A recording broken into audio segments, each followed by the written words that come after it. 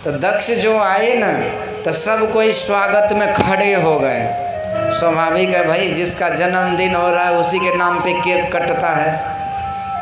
तो आज दक्ष का स्वागत समारोह है, तो दक्ष के स्वागत में सब खड़े हो गए।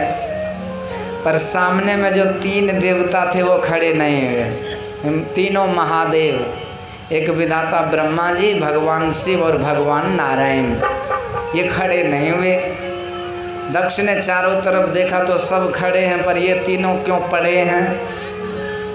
तो ब्रह्मा जी को देखा तो सोचा ये तो सबके बाप लगते हैं, पितामह हैं, चलो कोई बात नहीं, मेरे भी बाप ही हैं। पर जब भगवान नारायण को देखा तो सोचा ये तो पालनहार हैं जगत के, इससे क्या मतलब, ये तो ऐसे ही आदरणीय हैं, सबके आराध्य हैं। पर जब भगवान शिव को देखा तो माथा खराब हो गया। ये तो मेरा ये दामाद है, मेरा दामाद होकर के मेरे स्वागत में खड़ा क्यों नहीं हुआ? तो भगवान को अपना दामाद तो देखा, पर उसको नारायण की तरह ईश्वर नहीं देखा। यही गलती कर दी ना, किसी को उसके गुण को जान करके भी अनजाना नहीं होना चाहिए, साधारण नहीं समझना चाहिए। तो आज भगवान शिव को देख करके दक्ष क्रोधित हो गया और भरी सभा में उठपटांग बकने लगा। दक्ष आया और बड़बड़ाना चालू किया। अब जितने लोग थे सब आश्चर्य में कि भाई आया तो स्वागत समारोह, अभिनंदन पढ़ना चाहिए, फूल माला होना चाहिए, ये बड़बड़ा क्यों रहा है गुस्सा में? दक्ष कहते सुनो, जहाँ कहीं भी मजलिस लगे ना बड़े लोगों की, पढ़े लिखे लोगों की, तो वहाँ पर जंगली लोगों को नहीं बुलाना चाहिए। भूत प्रेतों के बीच में नरमुंड के माला पहनने वाले फालतू लोगों को नहीं बुलाना चाहिए। तो लोग समझ गए कि दक्ष किसके बारे में बोल रहा है। एक ने ली चुटकी, कहती महाराज जब इतनी दुश्मनी तुमको उससे है तो अपनी बेटी का विवाह क्यों कर दिया? हम दक्ष और गुस्सा गया। कहते अरे हम अपनी बेटी का विवाह थोड़ी करने वाले थे, ये तो ब्रह्मा जी के बहकावे में आकर मैंने अपनी बेटी का विवाह इससे कर दिया, नहीं तो मेरी बेटी का जवाब नहीं। वो कितनी अच्छी लगती है, राजकुमारी जैसे। मेरी बेटी की आंख तो मृगा जैसे मृग नयनी है, और ये शंकर, इसका आंख तो बंदर जैसा है। बड़बड़ाने लगा और भी कई बात गाली पे गाली दे रहा। पर भगवान शिव का जो चेला था न नंदी भृंगी, वो गुस्सा में आ गया, दमक करके खड़ा हुआ। कहता ए दक्ष, क्या तुम्हें प्रजापति की पदवी मिली, तुम अपने आप को अहंकारी बन गए? तो हमारे भोले बाबा को गाली दे रहे हो, तुझे शर्म नहीं आती? सारी दुनिया जिसकी पूजा करती है उसको तुम गाली दे रहे हो, क्यों गाली देते हो भाई? तो भगवान ने अपने चेला को शांत किया कि भैया चुप हो जा। तो चेला कहते सरकार आपको गाली दे रहा, मैं चुप हो जाऊं? तो भगवान कहते बेटा ये ससुराल है, यहाँ गाली पड़ेगी ही। पर अंतर ये है कि लोगों को शादी के समय गाली पड़ती है और हमको शादी के बाद गाली मिल रही है। पर तुम घबराना नहीं, तुम बैठो। तो चेला भी सोचा जब इसको गाली मीठा लगता है तो हमें क्या मतलब, वो चुपचाप बैठ गए। अब वो दक्ष बड़बड़ाते चला गया और उसका क्रोध और चढ़ गया ऊपर। लगे हाथ उन्होंने एक श्राप दे दिया कि आज के बाद इस शिव गणों को किसी भी यज्ञ में कोई भाग नहीं मिलेगा। अब तो सारे शिवगण गुस्सा गए। इस बार नंदीश्वर को रहा नहीं गया, कहता हे दक्ष, तूने हम लोगों को श्राप दिया, तो क्या समझता है कि हम लोग ऐसे वैसे हैं? लो मैं भी श्राप देता हूँ कि तुमको बकरी का मुंह लग जाए। दक्ष को श्राप दे दिया। अब दक्ष के बगल में भी एक भृगु बाबा थे, पान चिबा रहे थे, दाढ़ी पर हाथ फेर रहे थे। वो खड़ा हुआ कहता हे नंदीश्वर, ये ससुर दामाद की झगड़ा और तू क्यों बीच में बोल पड़ा? तू क्यों टपक पड़ा? लो मैं भी श्राप देता हूँ कि तुम सारे शिवगण पाखंडी हो जाए। अब तो महाराज भगवान शिव के जितने चेला चटिया थे, भूत प्रेत सब खड़े हो गए और कहते, ए भृगु बाबा, तूने हम लोगों को पाखंडी बोला, लो हम लोग भी श्राप देते हैं कि तुम जैसे चाटुकार ब्राह्मण भिखमंगा हो जाए। अब इधर से भी श्राप तो उधर से भी श्राप, दोनों तरफ पावरफुल हैं, दे रहे हैं श्राप पे श्राप। भगवान आश्चर्य में पड़ गए कि भाई ये स्वागत का समारोह है कि ये श्राप का ही समारोह हो रहा है, ये हो क्या रहा है। फिर दोनों तरफ से न जाने क्या क्या बोल रहे हैं, तो भगवान अपने चेला चटिया को शांत किए और सबको लेकर के वहाँ से चले आए। और धीरे धीरे ये मामला जो गर्म हो रहा था वो ठंडा हो गया। भगवान तो आ गए कैलाश पर्वत पर, ये दक्ष का क्रोध ठंडा नहीं हुआ। दक्ष सोचा मैं बदला लूँगा, तो कैसे लूँगा, तो फिर से एक यज्ञ का आयोजन किया हरिद्वार के कनखल में। सब देवी देवता को निमंत्रण तो भेज दिए, लेकिन भोले बाबा का नंबर काट दिए। उसको कोई चिट्ठी पत्री नहीं, कोई पान सुपारी नहीं। अब सब देवी देवता विमान ले ले करके हरिद्वार पहुंच रहे हैं। बड़ा सा यज्ञ है, भोज भंडारा है। पर सती महारानी की नज़र पड़ी देवियों पर, पूछती, अरे देवियों तो लोग झुंड बनाकर कहाँ को जा रही हो। सारी देवियाँ कहती, अरे देवी महारानी आपको पता नहीं कि आपके पिता के घर तो सुंदर यज्ञ हो रहा है। सती बोलती, ठीक है तो लोग चल, मैं भी आ रहे हैं। अब भगवान को मनाने लगी कि भोलेनाथ आपके ससुर जी यज्ञ कर रहे हैं, चलिए। भोले बाबा ने सारी घटना सुना दी। देवी वो हमारे ससुर नहीं, वो कसाई हैं, चंडाल है वो मुझे अपमानित किया है भरी सभा में। किसी को अपमान नहीं करना चाहिए, किसी को जब अपमान करते हैं तो उसको मृत्यु के समान कष्ट होता है। तुम्हारे पिताजी ने ऐसा किया। देवी संसार में जहर पीना आसान है, लेकिन अपमान का विष पीना बड़ा मुश्किल है, नहीं पी पाते हैं। जो पी लेते हैं विष अपमान का, उसी को लोग भगवान कहते हैं। तो मैंने तो उस विष को पी लिया, लेकिन वो फिर से अपमान करने के लिए वो जग कर रहा है, इसीलिए मैं तो नहीं जाऊंगा। और ऐसे यदि जाने की बात है तो तुम बोलो कि चिट्ठी पत्री आई है, निमंत्रण कार्ड भेजा है। सती कहती है हमारे पिताजी हैं, भेजे होंगे, कहीं डाक वाले ने गड़बड़ी कर दी है। भगवान कहते ऐसी कोई बात नहीं है, उन्होंने जानबूझ करके नहीं भेजा। पर सती जिद मचाने लगी कि नहीं, चलिए चलिए चलिए। भगवान चुपचाप ध्यान पे बैठ गए। अरे रटते रटते सती थक गई। भगवान ने आदेश नहीं दिए। सती महारानी प्रणाम करके और बिना आदेश लिए चल पड़ी अपने पिता के घर। होनी हो ये सो राम रुचि राखा, को करी तर्क बढ़ावै शाखा। भगवान समझ गए कि सती का कल्याण नहीं होगा, क्योंकि ये सह नहीं पाएंगे। पर ये होनी बड़ा बलवान होता है, भगवान भी इसे नहीं रोक रहे हैं। होनी थी, चल पड़ी सती। सती महारानी उस यज्ञ में पहुंचती है। सारे देवता भाग तो ले रहे हैं, पर किसी देवता ने सती के तरफ झांक करके नहीं देखी।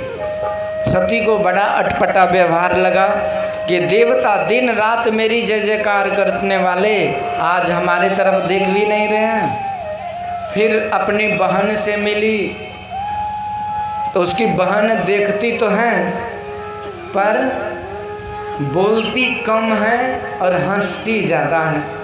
सती को बड़ा खराब लगा। अपने माँ के पिताजी के पास गई तो पिता देख करके अनदेखा कर दिए। अनजान बन गए। फिर अपने माँ के पास गई तो माँ बेचारी तो दिल की साफ होती है ना, तो उन्होंने सती को हृदय से लगा ले। खूब खुशी हुई माता को, तो माँ से मिलकर के सती को भी शांति मिली।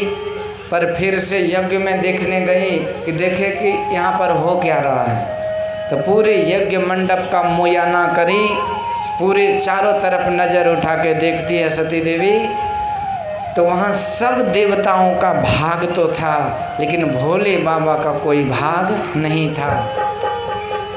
अब सती को क्रोध आई कि यदि मैं जानती कि यहाँ पर शिव विरोधी यज्ञ हो रहा है तो मैं कभी न आती। पर ये हमारे पिता ने बहुत बड़ी गलती करी।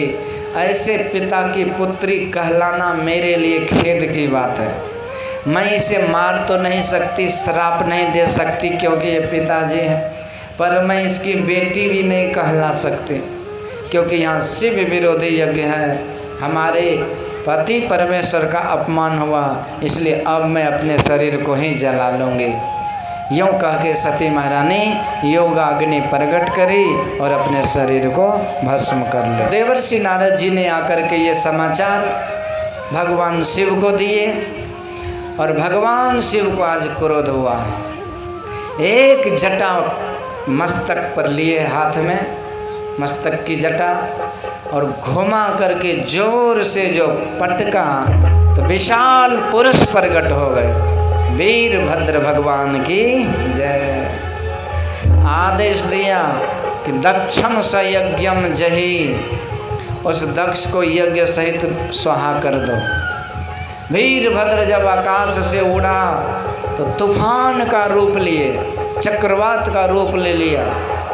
और जो भूतवा सब आ रहे थे ना पीट करके, तो भूतवा ने जब देखा कि ये बड़का भगवान को, तो सीना चौड़ा हो गया देख के। सोचा कि अब बदला लेंगे चुन चुन करके, हमारे महाराज हमारे साथ हैं। सारे भूतों के साथ जब वीरभद्र भगवान उड़ते हुए गया तो बड़े बड़े वृक्षावली को तोड़ते फोड़ते आंधी तूफान मचाते हुए पहुंच गए यज्ञ में। इससे पहले कि देवता कुछ समझ पाते, चारों तरफ से भूत प्रेतों ने घेर लिया।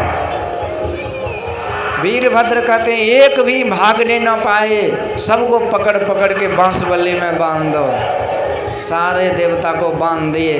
भृगु बाबा भाग रहे थे तो एक भूतवा ने दबोचा, कहती बाबा भाग कहाँ रहे हो, भाग ले करके भागो। सारे देवता को पकड़ लिया, बांसबल्ली में बांध दिए। एक भूतवा ने रायता के कड़ाही में डुबकी लगा के हर हर महादेव करके नहाने लगे। सारे तिरपाल पंडाल भंडारा के व्यवस्था को चौपट कर दी। इस तरह से भूत ने उत्पात मचाया। अब वो जो दक्ष था ना सोहा सोहा जो कर रहा था, वीरभद्र भगवान ने हाथ घुमा के ऐसा झापड़ मारा कि हवन कुंड में पापड़ खाने लगा। उसका सर हवन कुंड में सोहा और सब कोई भगवान का जय जयकार करते हुए सारे देवताओं को मार पीट करके वहाँ से चल पड़े कैलाश पर्वत। अब देवता लोग, किसी का टांग झड़ गया, किसी का हाथ टूट गया, किसी का मुंह का नक्शा बिगड़ गया, दांत बाहर हो गया, किसी का आँख का डोका निकल गया। अब जैसे तैसे देवता लोग रंग भंग हो करके सब के सब ब्रह्मा बाबा के पास, कहते सरकार हम लोगों के ऊपर बज्जर गिर गया है। कहते क्या हुआ? कहते सरकार हम लोग भाग लेने गए, हमारा ही भाग चला गया। तो ब्रह्मा जी कहते अरे नालायक तू गया क्यों? देवता कहते सरकार निमंत्रण कार्ड है मेरे पास। तो ब्रह्मा जी कहते निमंत्रण तो हमको भी मिला था, निमंत्रण तो भगवान नारायण को भी मिला था, हम लोग गए नहीं, तुम मुँह उठा के चल दिए, सोचे न समझे चल दिए। अरे उस यज्ञ में कभी नहीं जाना चाहिए जिस यज्ञ में किसी का विरोध और निंदा हो। मतलब कि सत्संग यज्ञ में किसी का विरोध नहीं होता, किसी की निंदा नहीं होती है, यहाँ सबों का आदर और सम्मान मिलता है। सब संतन की बड़ी बलिहारी। जो हुए हैं, जो थे और जो होंगे, सबके बलिहारी, सब देवी देवता, भक्ति भगवान, सबको हम लोग आदर सम्मान दे करके सच्चे ज्ञान का प्रचार करते। यही यज्ञ का स्वरूप है। जहाँ विरोध हो, निंदा हो, शिकायत हो, एक दूसरे को गाली गलौज दे, कोई यज्ञ है क्या? वो कभी सफल नहीं होता है। तुमने क्यों चला गया भाई? देवता कहते सरकार गलती तो हो ही गई है, जल्दी से वहाँ शांत करो, अभी तो भूत प्रेत आया है, जब भूत का सरदार आएगा तो जीना हराम हो जाएगा। तब ब्रह्मा जी सब देवता को शांत किए, आगे होकर के भगवान के पास पहुँच गए। तब तक में भगवान भी ठंडे हो गए थे। ब्रह्मा जी ने स्तुति करी और भगवान को साथ लिए और आ गए कनखल हरिद्वार, ये दक्ष के यज्ञ में। अब पता लगाओ कि भाई मुख्य जजमान कहाँ है। तो जजमान तो पड़ा था, पर उसका मूड़ी जो है हवन कुंड में स्वाहा। अब यज्ञ कैसे हो? तो वहीं पर बकरे का मूड़ी लगा करके भगवान ने अपने ससुर जी को, दक्ष को जीवित किए। इसीलिए तब से दक्ष बम बम बम बम करते रहता है। इस तरह से भगवान शिव वहाँ प्रकट हुए तो भगवान नारायण भी प्रकट हुए और यज्ञ तो सफल हुआ। पर भगवान नारायण कहते हैं भोलेनाथ, आज के दिन से यज्ञ का जो बचा हुआ भाग होगा वो आपके भाग में जाएगा। मतलब कोई भी जो यज्ञ होता है ना, और उसके बाद जो बच जाता है माल मटेरियल, तो कहते हैं उसको कभी अपने प्रयोग में नहीं लाना चाहिए, उसको धर्म में, मठ में, मंदिर में, धर्म कर्म में लगाना चाहिए। और जो अपने प्रयोग में लाते हैं उसको, उसके ऊपर उसको भुतवा रपेटते रहता है। इस तरह से हम लोगों ने भगवान शिव के ये सती महारानी के चरित्र को सुना। यही सती महारानी अगले जन्म में हिमाचल प्रदेश में राजा हिमालय के घर पार्वती बनकर आई। यहाँ पर गुरु धारण करी देवर्षि नारद जी को। नारद जी गुरु बने, ज्ञान दिए और ध्यान के विधि बतलाए, और पार्वती महारानी ध्यान करने लगी पति परमेश्वर भगवान शिव को पाने के लिए। कठोर साधना करी और उसी का नाम है शैलपुत्री। 9 रूप में जो हम पूजा करते हैं तो वही माँ गौरी माँ की पूजा है। जब साधना करने लगी तो संयमित जीवन जी रही है, इसीलिए उसका नाम है ब्रह्मचारिणी माता। और इसके बाद चंद्रघंटा, कुष्मांडा, स्कंद माता, कालरात्रि, सिद्धिदात्री, महागौरी, ये सब नाम है उसके। साधना पूरी हुई और इसके बाद भगवान शिव प्रसन्न हुए और वहीं पर भगवान शिव बाराती लेकर आते हैं। तो भूत प्रेत तो भगवान के साथ थे, अब बाकी जो देवता लोग थे वो आगे आगे चले गए। सोचा कि भूतवा के साथ हम लोग नहीं जाएंगे, तो आगे आगे जो गए ना, तो वहाँ हिमालय में, हिमाचल प्रदेश में जो बाराती के लिए स्वागत सत्कार के लिए माला वाला रखे थे, तो सब जो आगे देवता लोग थे उसी को पहना दिए। और इसके बाद सब खोजने लगे कि भाई ये बाराती तो बड़े अच्छे लग रहे हैं, इतने अच्छे बाराती हैं तो दुल्हा तो और अच्छे होंगे। तो देवताओं के बीच जो भगवान नारायण थे वो मन ही मन कहते, बेटा अभी हम लोगों का स्वागत जो करते हो कर लो, जब दुल्हा का दर्शन करोगे ना तो कोई यहाँ टिक नहीं पाओगे। क्योंकि भगवान को जो भूतवा ने सजाया ना, तो जटा जो था उसको बांध दिए, लपेट दिए, रस्सी कहाँ से लाएंगे, एक सांप को उसी में बांध दिए। तब मोर कहाँ से लाएंगे, तो सारे सपुआ को पकड़ पकड़ के लटका दिया, उसका मुंह जो थुथना उसको बाहर कर दिया। गजब का स्टाइल हो गया, हाथ में भी सांप, टांग में भी सांप। अब भगवान तो निर्वस्त्र रहते हैं, बैठते हैं बाघ चर्म पर, तो सब भूतवा सोचा कि ड्रेस कहाँ से लाओ, तो बाघ का जो चर्म था न उसी को कमर में लपेट दिए। इस तरह से अब जो वहाँ पर वो जो राख था उसको देह पर पूरा साट दिए, पुलिस नहीं पूरा साट मुन दिए। अब भगवान को दिखाई नहीं पड़ रहा, पूरा सपुआ से मुंह बैठा है। अब भूतवा को क्या पता कि कैसे बैठना चाहिए, तो बैल पर उल्टे बैठा दिए, पीछे मुंह करके बैठे हुए। अब भगवान ने जब देखा अपना सुर तो इतनी खुशी हुई कि बाराती से बेसी भोले बाबा ही नाचने लगे। इस तरह से नज़ारा। अब भूतवा सबका डिजाइन तो मत पूछिए, किसी को 2 मूड़ी तो किसी को 4 मूड़ी, और किसी को 16 मूड़ी, और किसी को मूड़ी है नहीं, किसी को हाथ तो टांग नहीं, टांग तो हाथ नहीं। अब भूत प्रेत का विचित्र स्वरूप देख करके कोई उड़ रहे हैं, कोई चल रहे हैं, कोई कैसो, सब तरह के रंग रूप बना के भूतवा भगवान के पीछे पीछे आगे आगे जा रहे हैं। इस तरह से पर देवता जो आगे थे उसको तो बढ़िया स्वागत हुआ। अब सब जो शरारती था सोचा कि चलो अब दुल्हा बाबू आ रहे हैं उसके स्वागत में। पर देवता लोगों को जो बढ़िया बढ़िया ठंडा ठंडा मिल रहा था ना, तो देवता लोग और फरमाइश करने लगे। तो भगवान नारायण कहते, बेटा जो मिल रहा है उसे पान करते चलो, क्योंकि जब असली बाराती आएगा तो स्वागत करने वाला कोई दिखाई नहीं देगा। तो सब देवता पहले आए, पहले पाए।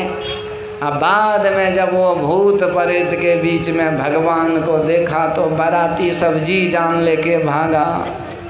अब सबके दम सूख गए, हे भगवान ये बलय अलय बलय कहाँ से आ गया। अब बचवा सब जो भागा घर में गया, अपने माँ बाप को बोल भी नहीं पा रहा। कहते अरे क्या हुआ, कहते मत पूछो क्या हुआ, यदि बचना है तो खिड़की केवाड़ी बंद करो। सब देख देख करके परेशान। और इस तरह से अब मैना देवी को जब पता चला तो मैना देवी कहती मैं मर जाऊंगी, लेकिन ऐसे से मैं अपने बेटी की विवाह नहीं करूंगी, मैं अपने बेटी को लेकर अग्नि में कूद जाऊंगी। इस तरह से खूब रोने लगी। बाद में एक ने पूछा कि तुम्हारी बेटी का जो विवाह है उसको फाइनल किसने किया। अभी तक तो नारद जी बचे हुए थे, अब सबकी नज़र पड़ी नारद जी पे। अब बाबा को पकड़ के तावा पर झोंकने लगे। अब नारद जी पड़ गए पल्ली में, कोई इधर से खींचते हैं कोई उधर से खींचते हैं। अब नारद जी को समझ में नहीं आए कि हम क्या करें। तो उसी बीच नारद जी ने बड़े सुंदर तरीके से समझाया कि देख मैना तो घबराना मत, ये भगवान की लीला है, ये साक्षात ईश्वर श्री हरि नारायण है, साक्षात भगवान भोलेनाथ है। और इस तरह से तुम अपनी बेटी को भी साधारण मत समझना, ये जन्म जन्म की उसकी अर्धांगिनी है, ये गौरी माँ है। तब जा कर के फिर से सजाया गया गांव समाज गांव नगर को, और फिर से भगवान शिव का इस तरह से वहाँ विवाह हुआ। तो सुंदर विवाह भगवान के हुए। और भोज भात जब चला ना तो पत्तल देने वाला हिम्मत बना के भूतवा के बीच में घुसा। तो जिसको 1 मूड़ी था 1 बढ़िया पत्तल, 2 मूड़ी था 2 पत्तल, 4 मूड़ी तो उसको उस हिसाब से 4 पत्तल, एक को 16 मूड़ी था 16 पत्तल दे दिया, और एक को मूड़ी नहीं था। अब वो खड़ा होके सोचने लगा कि इसको पत्तल दें कि नहीं दें। तो बड़ी देर के बाद भूतवा वो पेट से बोला कि तुमको मूड़ी से क्या मतलब, पत्तल रखो निकलो यहाँ से। अब तो दम सूख गया, हे भगवान ये साउंड बॉक्स का आवाज़ कहाँ से आ गया। पेट से ही गुम गुम आवाज़ हो रही थी। बड़ा विलक्षण भगवान का विवाह हुआ।